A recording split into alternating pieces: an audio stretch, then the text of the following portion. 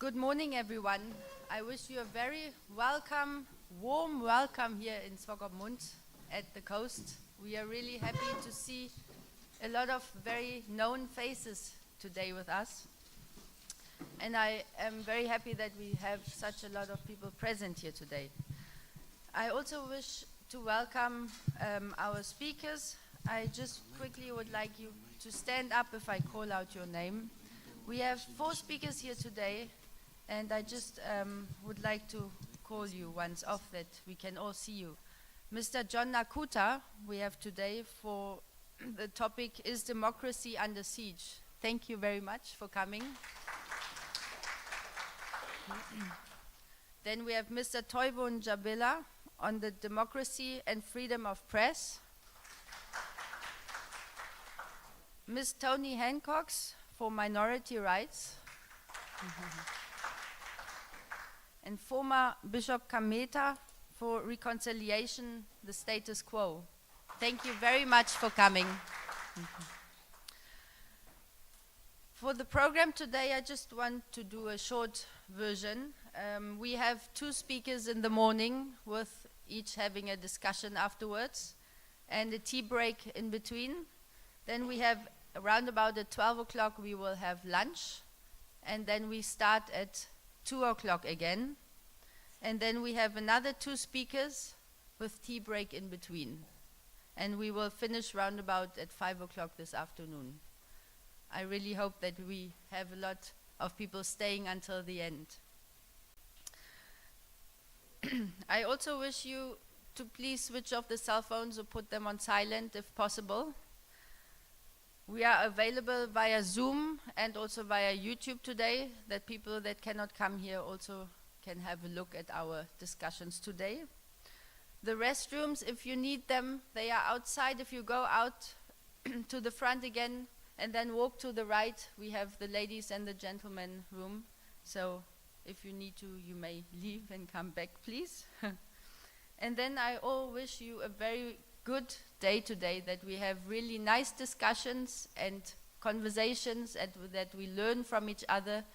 And I really say thank you very much for attending today. I'm Sabine Vaupel, I'm the chairperson of the discussion circle here in Swakopmund, and we organized this symposium today. And now I please ask Mrs. Russmann to take the word. Thank you very much.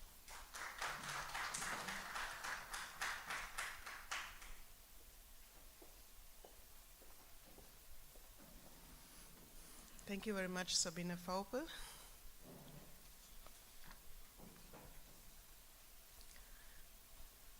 Ladies and gentlemen, it is with great pleasure and anticipation that I am here today to extend a warm welcome to each and every one of you to participate at this important symposium, which we titled Symposium with the title, The Challenges to Namibian Democracy.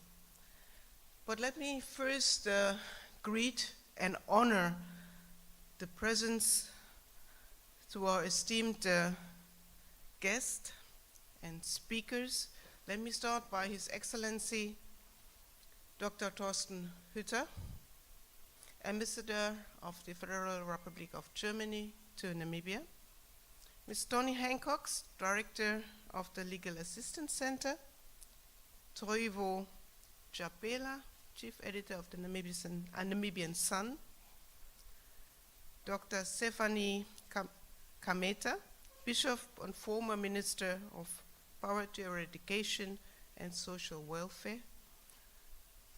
Dr. John Nakuta, Media Ombudsman of Namibia. Mr. Harald Hecht, Chairperson of the Forum of German-speaking Namibians. Sabine Vaupel, Chairperson of the Swakopmunder Gesprächskreis, along with FDN board member Benita Hermer and board members of the Swakopmunder Gesprächskreis, Monika von Wittersheim, Reimer von Hase, and also Dr. Gabi Schneider, Joachim von Wittersheim, and also all board members from the Swakopmunder Gesprächskreis and also from the Forum of the German-speaking Namibian. We also have a representative from the Regional Council, and I would like to greet all esteemed guests and also the media present here today. Well, and as a country director of the Konrad Adenauer Foundation, I'm very honored to deliver some introductory remarks to this crucial event. Ladies and gentlemen, we are in a historic year. The late President, His Excellency Dr. Hage Geingob, spoke of the year of expectations. If I may, I would add and call it also a year of challenges. It is a year of election, not only in Namibia, but worldwide. If I'm not mistaken, about 50 countries around the globe. That will cover about half of the population on this planet. And in Africa, we have about 16 elections going on, starting also with Senegal earlier this year. Then we have South Africa, and towards the end of the year, by the end of November, in Namibia. And for sure, this contest and outcome will have implication for democracy, human rights, our daily living conditions, on the economic situation, and also on the foreign relationship among countries and alliances. Ladies and gentlemen, for sure there's no question Namibia is a democratic country. So we may ask why we do need this kind of discussion. What are the indicators or the values or the norms of democracy? Of course, first thing to say is it's constitutional democracy. We have a robust constitution, one of the best worldwide, very progressive. It's the supreme law of the country. It's a multi-party democracy. We have representation from various party members in the parliament. We have a separation of powers, the three arm of states, all known, executive, legislative, and judiciary. We have, and I think it's important to emphasize, since we have also expert from the media here present here today, freedom of speech and press. And in this regard, Namibia is highly ranked. It's number 2 or 1 in Africa, and worldwide also among one of the best. We have a certain level of decentralization, of course, there's space to improve, where we have electoral local authorities elected. That's important to emphasize. And most importantly also, since we are close to election, we can state so far we have free and fair elections, and I hope this will be also the case when we hold national elections later the year. And just recently, Namibia was selected as one of the best governed country in Africa. So I asked myself in preparation of this summit, of this symposium, is that all? Is that enough? Can we lay back and say, okay, everything is good, everything is fine? Where are the loopholes, the gaps, the missing elements and threats to democracy in Namibia? And what needs to be done to evolve and transform democracy to its full capacity and maturity? What shall we do in order to safeguard it to the future, to the next generation? And most importantly, the question, do ordinary citizens feel they are getting what they expect from democracy? And I believe today in this symposium, we will get some answers by our experts from the media, from the legal side, and also by all of you present here today. As we are aware, there are a lot of concerns and hurdles when we talk about democracy. One and foremost is, of course, corruption, transparency, accountability, within governance institutions or general institutions. And these pose significant problems and threat to democratic consolidation in Namibia. And mismanagement is also an issue we have to look closer at. So good governance needs to be addressed constantly. And this is one of our mandates here in Namibia. And Namibia, like many nations today, confronts significant challenges in upholding its democratic values and ideals. So, and also issues as economic inequality. I mean, Namibia is classified as an upper middle income country, but if you see around us, if you go to the regions, I just shortly come back from the south, the situation doesn't speak to it. We still have a lot of people working without any employment. 50% among the youth are unemployed. These are threats to democracy. This is a ticking bomb. We have a lot of people living in shacks, having no proper access to education system, and the list is long. I think I don't have to bore you with this.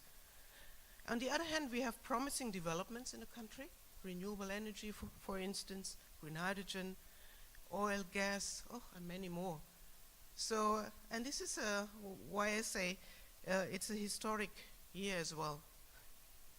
Not only because of the election, but also on the one hand we have the promising development, on the other hand we have the concerning challenges in Namibia regarding its development and also looking in its global surroundings. So, ladies and gentlemen, I'm very happy to be here today, that we managed to get together with the FDN, with the Federation of the German-speaking Namibians, to make this symposium possible. And I already would like to thank Harald Hesch for providing this beautiful venue and facilities, that we can have this discussion, I hope in an open way and also in a comfortable atmosphere, and feel free. Also during the breaks where we have done later lunch and coffee break, it's a possibility also to network among each other.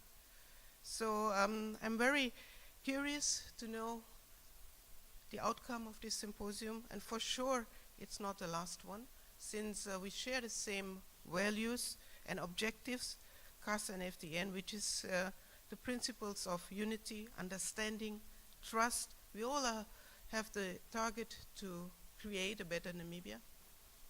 And I think it's high time to have this dialogue. It's, as I said, also the mandate of the Konrad Adenauer Foundation to promote democracy, rule of law and justice with dialogues among the different communities. And here we are today to speak things out and to also gain ideas that will move us forward. Yeah, as election is a cornerstone of democracy, it's high time and to have this kind of talk about the challenges to Namibian democracy. So with that, I thank you very much, and I'm very much looking forward to this Saturday, and I wish you all the best. Thank you.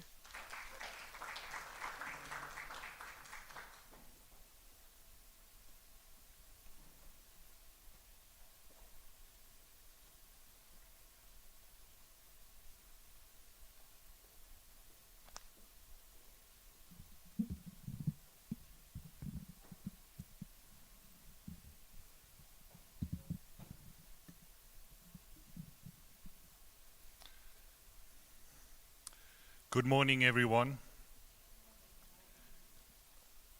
Are we all fresh and full of energy in the lovely town of Swakopmund? Thank you.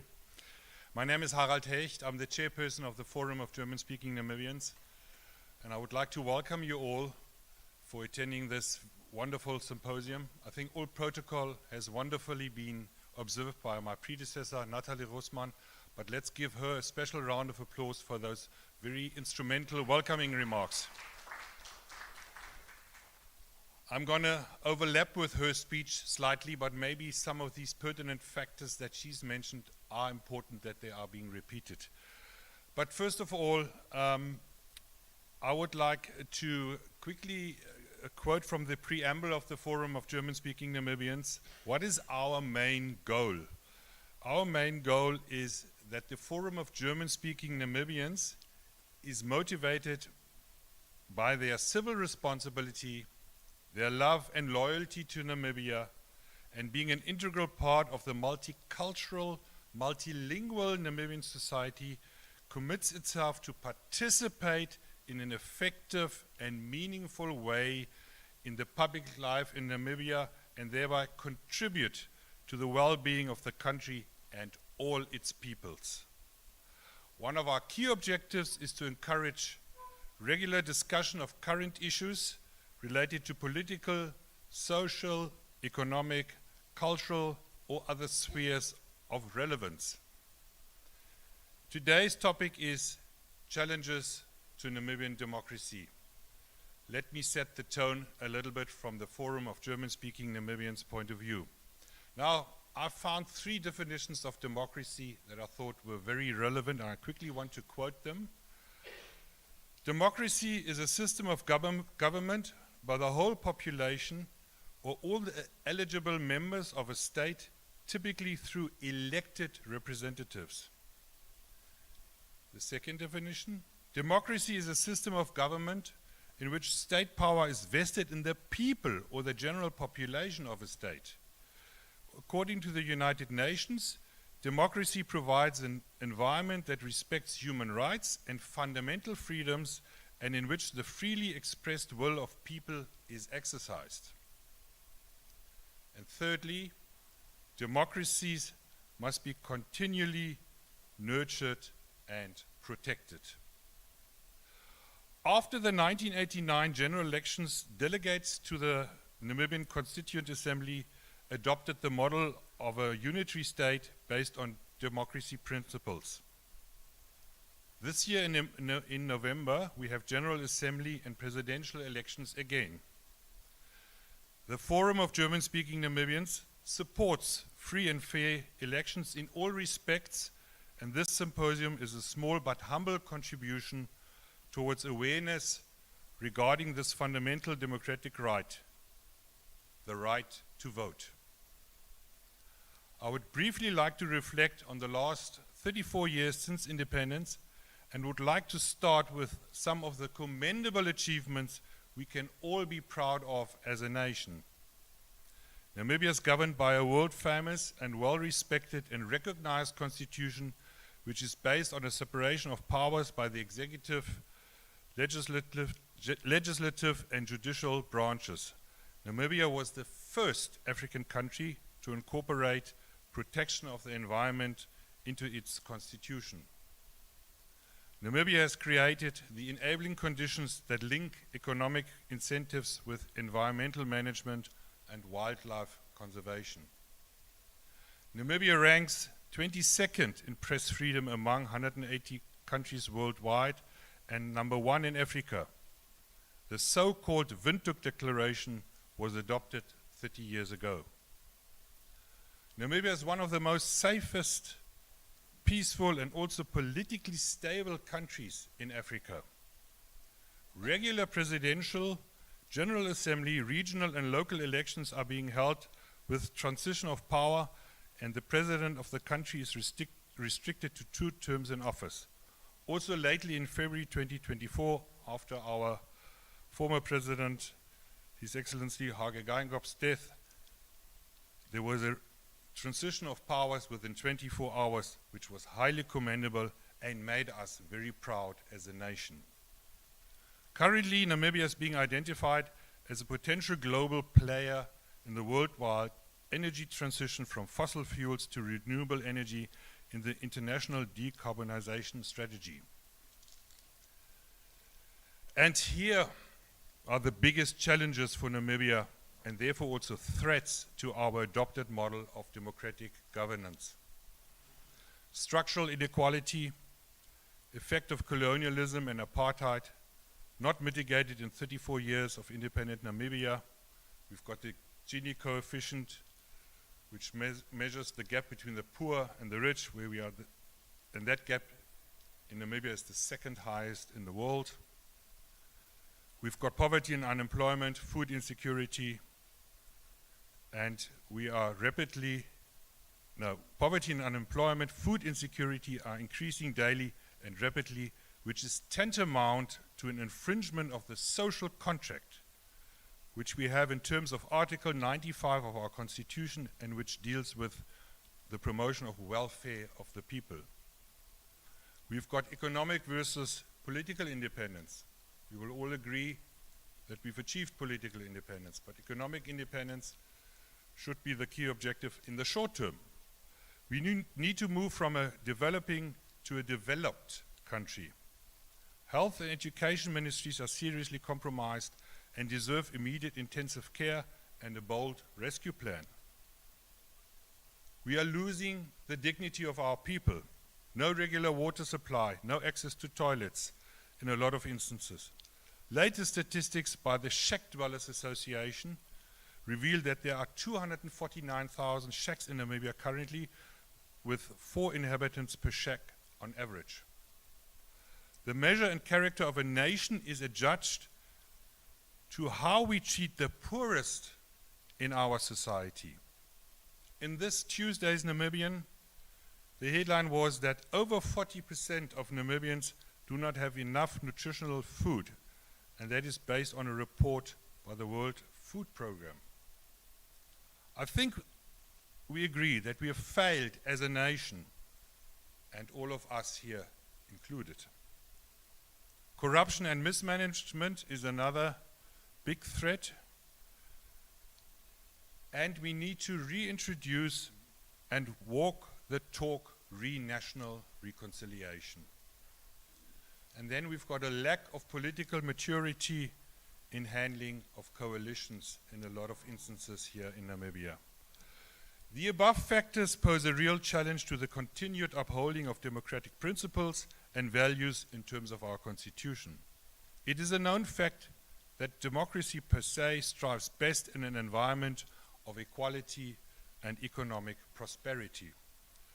Do we really respect human rights and fundamental freedoms in Namibia in the light of the above challenges?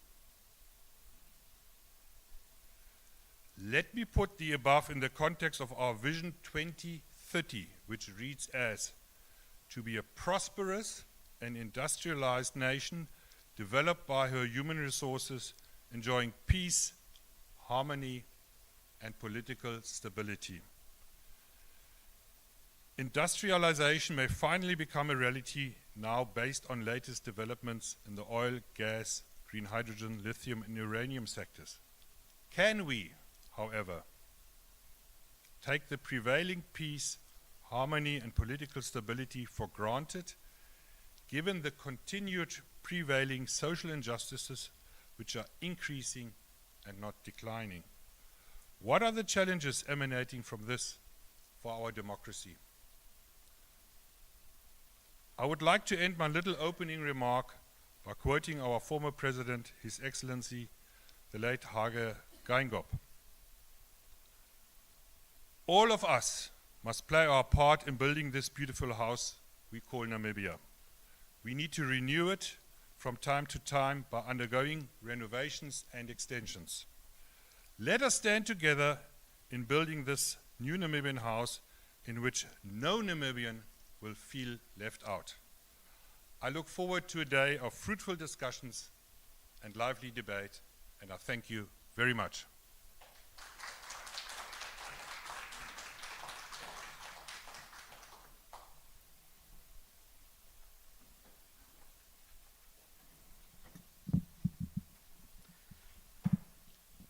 Ladies and gentlemen, I take it that all protocol is observed. I have the honor of reading an obituary for Gerhard Tötemeyer, born 1935 and who passed on in January 2024. And we mention him here particularly because he was the initiator of this symposium. He was planning and organizing it, and unfortunately he cannot be among us, and I am sure that I may say a word of greeting from his wife, Professor Tutemeyer, who now resides at an old age home. I think Professor Tutemeyer would have asked the question, what is a symposium? And the answer is, this word comes from ancient Greece and was coined by Plato and Socrates, and it simply means a symposium is a banquet. And I suppose there will be lots of food and drink today. It's a banquet with philosophical speeches. Professor Gerhard Tutemeyer belonged to a generation of Namibian resistance veterans who relied on their soft power, who lived lives full of inspiration, faith, tolerance, and reflection on society.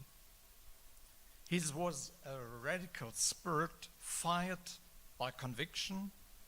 His philosophy of hope and personal responsibility dwelled with knowledge, but never with ignorance. Though born in Namibia, as a child he experienced the World War II aerial bombing of German cities and towns by the Allied powers, and later was shocked by the revelations of the Holocaust. The family experienced the madness and fury of war and destruction. This experience left a deep imprint on Gerhard Tutemeyer's psyche and subsequent intellectual trajectory. His missionary family returned after the war to Namibia, and after Nazism ideology, he experienced another ideology, apartheid. As a postgraduate student, he explored traditional and modern leadership in the so-called Ovamboland. Gerhard shifted his political allegiance away from the all-white National Party and became a firm SWAPO supporter ever since. He befriended liberation theologians at the time. He received a lecturing post at the University of Stellenbosch, propelled by a deep sense of justice and an unshakable belief in an ethic of coexistence. He visited the United States, meeting, among others, representatives of SWAPO. He joined the University of Transkei, but was soon deported from the Bantustan Republic of Transkei and settled at the University of Cape Town, while his wife, Professor Andre-Jean Tutemeyer, was lecturing Afrikaans at the University of the Western Cape. Back in Namibia, he joined the Namibia Peace Plan 435 group to mobilize white Namibians in particular to secure the country's independence under the UN Security Resolution 435. The group met SWAPO representatives in Sweden under the leadership of SWAPO President Sam Nujoma. Gerhard and several other Namibians met with SWAPO representatives in Zambia in preparation of the country's independence. Reconciliation between, on the one hand, white Namibians in general and German-speaking Namibians in particular, and on the other hand, their fellow citizens, this reconciliation became the centerpiece of Gerhard's very existence. It was not enough to liberate the oppressed.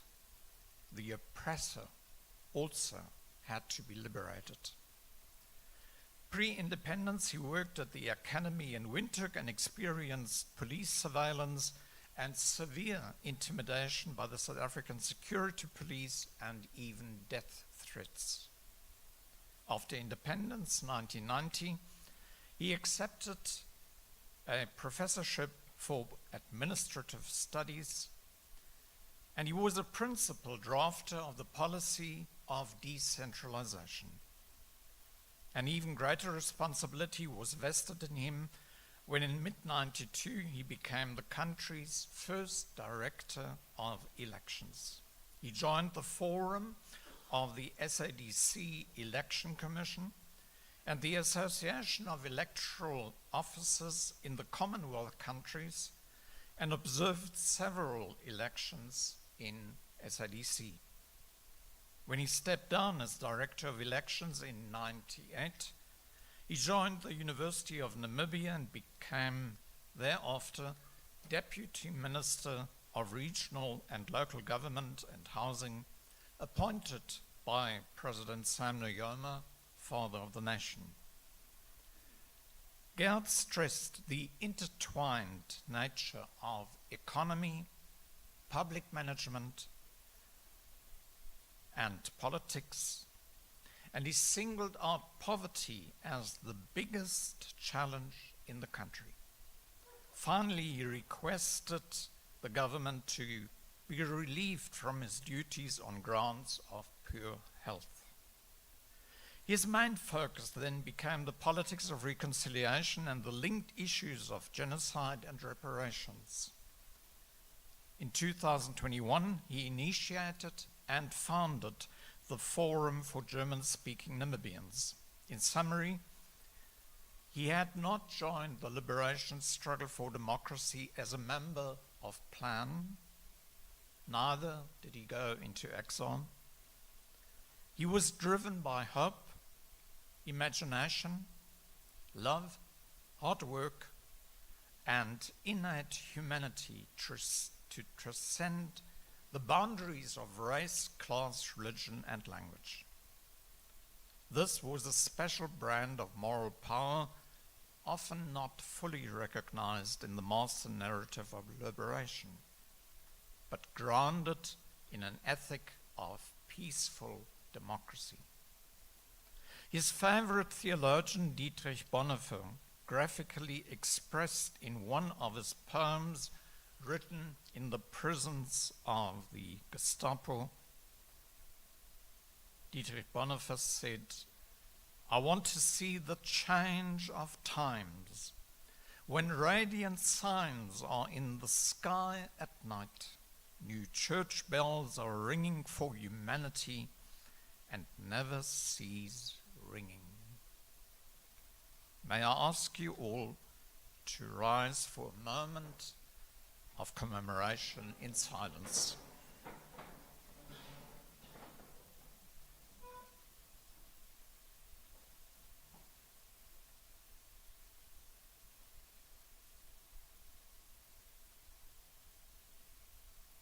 Thank you very much. I now call upon Mrs. Monica van Wietersheim